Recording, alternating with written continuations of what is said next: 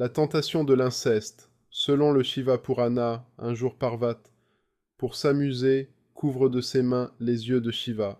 Instantanément, tout l'univers est plongé dans de profondes ténèbres. Les mains de Parvat, posées sur le troisième œil frontal de Shiva, transpirent.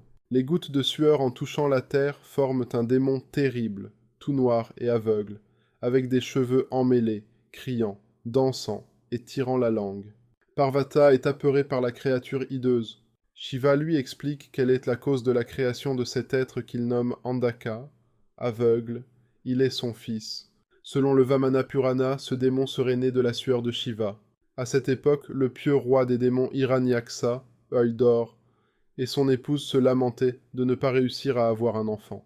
Shiva et son épouse leur proposent alors d'adopter Andaka. Peu de temps après, Hiranyaksa est tué par Vishnu. Andaka, son fils adoptif, devient le nouveau roi des démons et obtient, par une ascèse intense, d'immenses pouvoirs. Sa vie de démon est alors remplie d'orgueil et de sexe.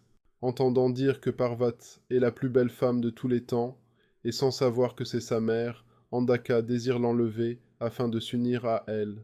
Prahlada, un démon assagi devenu dévot de Vishnu, tente de l'en dissuader et lui révèle que Parvata et Shiva sont ses vrais parents. Mais les paroles de Prahlada n'ont aucun effet sur Andaka, aveuglé par l'arrogance et la luxure. Le démon se précipite vers la grotte où réside la déesse et fait transmettre à Shiva un message insultant.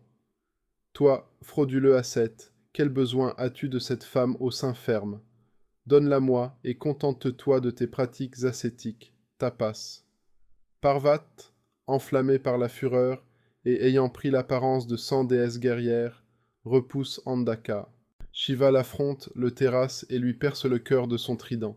Durant 1000 ans des dieux, Andaka reste, sans mourir, empalé sur le trident de Shiva, où les rayons du soleil dessèchent peu à peu son corps jusqu'à ce qu'il ne reste que les os. Après ce long supplice, vidé de sa chair et de son sang, tous ses péchés consumés, Andaka se repent, se purifie, devient un dévot de Shiva. Le grand dieu, dans sa compassion, lui pardonne son désir indigne pour Parvat, lui redonne un corps, en fait un chef de ses Ganas, ses troupes divines, et le nomme Bangi. Parvata l'adopte pour fils. Cette légende qui condamne la luxure et l'inceste indique que l'impur peut naître du pur, qu'un jeu innocent peut avoir de graves conséquences. C'est une métaphore sur l'aveuglement par le désir et l'autodestruction. Enfin, ce mythe dit aussi que, par la dévotion la plus intense, le pire des pécheurs peut espérer obtenir sa rédemption. La mort du démon est une forme d'illumination que Shiva lui accorde comme une grâce suprême.